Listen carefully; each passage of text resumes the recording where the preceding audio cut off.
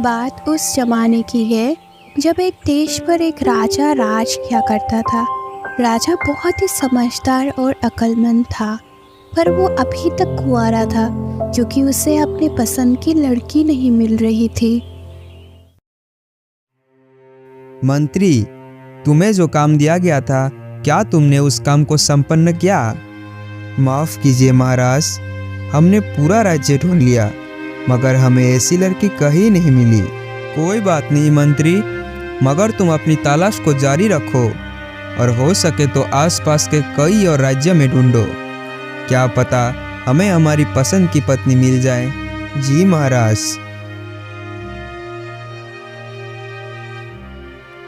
राजा चाहता था कि उसकी रानी इतनी खूबसूरत हो कि चांद भी देखे तो वो शर्मा जाए, और वो समझदार इतना हो कि बड़े बड़े विद्वान भी उसके सामने पानी भरे।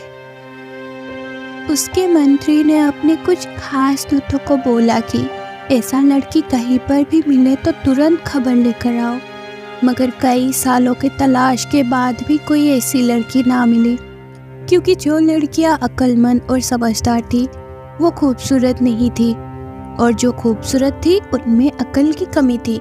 राजा को समझ नहीं आ रहा था कि वो करे तो क्या करे। उसे दिन रात यही चिंता रहती थी कि उसके बाद उसके राजगद्दी का वारिस कौन बनेगा।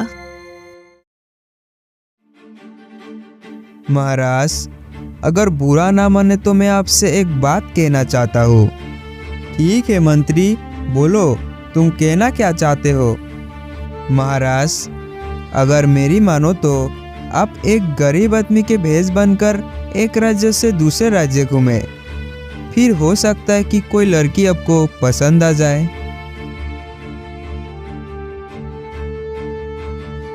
राजा को वो वजीर की सलाह बहुत ही पसंद आई। उसने एक गरीब आदमी का भेष बनाया और महल से निकल गया। अभी वो राज्य के बाहर निकला ही था कि उसे एक किसान मिला जो कि अपने गांव जा रहा था। भाई, अगर तुम मेरे साथ चलना पसंद करोगे तो मैं भी तुम्हें सवारी पर बिठा लूंगा। अरे भाई, तुम तो खुद ही पैदल चल रहे हो, तुम मुझे सवारी में क्या बिठाओगे? राजा ने उस बात का कोई भी जवाब नहीं दिया और दोनों साथ साथ चलने लगे। वो दोनों थोड़ी ही दूर गए होंगे कि वो एक खेत के पास से गुजरे जिसमें गेहूं का फसल खड़ी थी।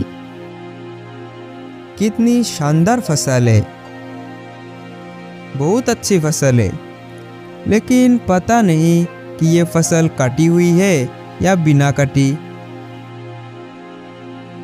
तुम्हें नजर नहीं आता कि ये फसल कटी हुई है या बिन कटी?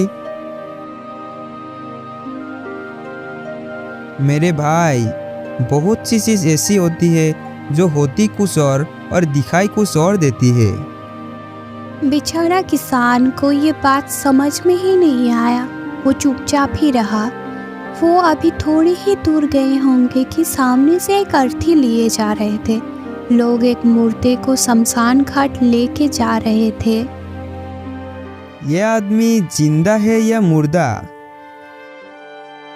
तुम्हें दिखाई नहीं देता क्या?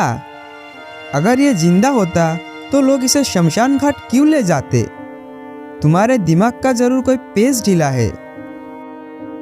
इसके बाद वो आगे बढ़ने लगे। चलते चलते शाम हो गई और किसान का गांव भी आ चुका था। अरे भाई, तुम कहाँ जाओगे? मेरी मंजिल अभी बहुत दूर है, परंतु सोचता हूँ कि सुबह को ही जाऊँ, क्योंकि मैं थक भी गया हूँ और भूख भी लग रही है। तुम्हारे गांव में कोई सराय तो होगी? देहाती बहुत मेहमान नवाज होते हैं, किसान ने सोचा। बेचारा इतनी रात को कहाँ जाएगा, कहाँ धक्के खाता फिरेगा? पता नहीं इसके पास पैसे भी है या नहीं। क्यों ना इसे अपने घर पर ही ले चलूं। एक रात की ही तो बात है, सुबह तो ये चला ही जाएगा। अरे भाई, ये छोटा सा गांव है, यहाँ सराय कहाँ पर होगी? तुम मेरे साथ मेरे घर पर चलो और खाना पीना करके तुम वहीं पर सो जाना। तुम हमेशा खुश रहो। तुम्हारे घर में कितने लोग हैं? 3 लोग हैं। एक मैं, मेरी पत्नी और मेरी बेटी है। क्या तुम्हारी लड़की की शादी हो गई? अभी नहीं, लेकिन सोचता हूँ कि इस बार फसल बेचकर उसके हाथ पीले कर दूँ।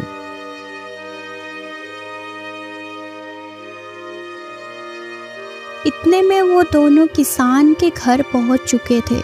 किसान ने अपने घर का दरवाज़ा खटखटाया। किसान की पत्नी बड़ी ही बेचैनी से उसकी राह देख रही थी। उसने एक अजनबी के साथ किसान को देखा तो कुछ हैरान सी हुई। किसान का घर था छोटा सा, मगर बहुत ही खूबसूरत और साफ सुथरा। लगता था कि किसान ने अपनी उम्र भर की कमाई मकान पर ही लगा दी थी। एक किनारे पर दिया जल रहा था। तभी दूसरे कमरे से एक लड़की बाहर निकली। ऐसा मालूम हुआ कि चांदनी खुद जमीन पर उतर आई है। कितना खूबसूरत मकान है, मगर एक ईंट की कमी है। किसान ये सुनकर झंझना गया। उसे लगा उसने इतनी मेहनत से ये मकान बनाई है, जबकि राजा कहता है इसमें एक ईंट की कमी है। अच्छा भाई, अब इन बातों को छोड़ो, जल्दी से हाथ मुंह धो लो, फिर हम दोनों खाना खाते हैं।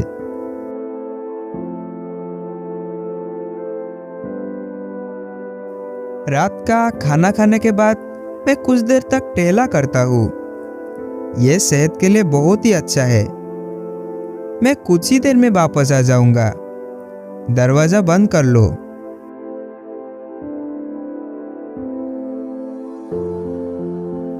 बड़ा ही अजीब आदमी है। रास्ते पर बड़ा ही आसान बातें करते आया कि मेरा दिमाग ही खराब हो गया। ये कहकर उसने अपनी पत्नी और अपनी बेटी को शुरू से अंत तक सारी बात बता दी। लड़की ने एक एक शब्द बड़ी ही गौर से सुना और कहने लगी, पिताजी, ये आदमी कोई बेवकूफ़ नहीं बल्कि बहुत ही अक्लमंद है। अरे बिटिया, जरा सोचो तो, हम दोनों पैदल ही जा रहे थे कि इसने मुझे कहा कि अगर तुम मेरे साथ चलना पसंद करो तो मैं तुम्हें भी सवारी पर बिठा लूँगा। ऐसी बात भला कोई अक्लमंद आदमी कर सकता है? पिताजी, उसका ये कहना बिल्कुल सही था। जब कोई आदमी सफ़र करता है तो थोड़ा सा फासला भी काटे नहीं करता, लेकिन अगर 2 आदमी साथ चले और बातें करते रहे तो लंबा सफ़र भी कम लगने लगता है। सवारी में बिठाने का उसका वही मतलब था कि आओ मेरे साथ बातें करते हुए चलो, तुम्हें थकान महसूस नहीं होगी और तुम यूँ समझोगे कि जैसे सवारी में जा रहे हो। खैर चलो, ये बात मैं मान लेता हूँ, लेकिन आरती को देखकर उसने ये क्यों कहा कि ये जिंदा है या मुर्दा? पिताजी, इस बात का भी गहरा मतलब है। अगर कोई बहुत ही अच्छा, ईमानदार और लोगों के भलाई करने वाला मरता है तो लोग उन्हें मरने के बाद भी याद रखते हैं। वो लोगों की यादों में जिंदा रहते हैं।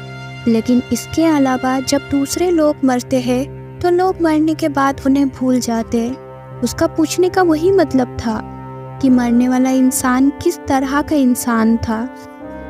लेकिन इसने खरी फसल को देखकर ये क्यों पूछा कि कटी हुई है या बिन कटी हुई? बात ये है पिताजी, कुछ किसान फसल को काटने से पहले ही उसे बेच देते हैं।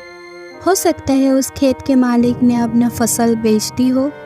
इस हालत में तो फिर उस खेत का फसल कट ही चुकी है और उसने फसल का दाम भी वसूल कर लिया है। हो सकता है बेटी, तुम्हारी ये बात भी ठीक हो, लेकिन इसने मेरे मकान के बारे में ये क्यों कहा कि मकान तो बहुत ही खूबसूरत बना है, लेकिन इसमें एक ईंट की कमी है? पिताजी, ये बात उसने इस मकान के बारे में नहीं कहा, उसने मेरे बारे में कहा। मेरा आगे का एक दांत टूटा हुआ है और जब मैं बात करती हूँ तो ये साफ दिखाई देता है। मकान में हूँ और ईंट मेरा दांत है। उधर राजा असल में सैर करने में नहीं गया था, वो तो दरवाजे पर ही खड़ा उनकी बातें सुन रहा था।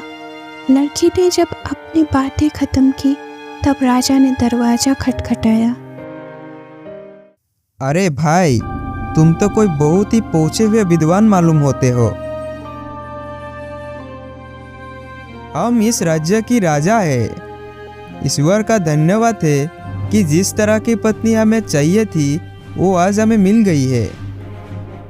ये कहकर राजा ने अपनी कमर में बांधी हुई एक थैली खोला, उसमें से सोने का मोहर निकाला और वो किसान को देते हुए कहने लगा, इन मोहरों से अपनी लड़की के लिए कपड़े और गहने बनवाओ।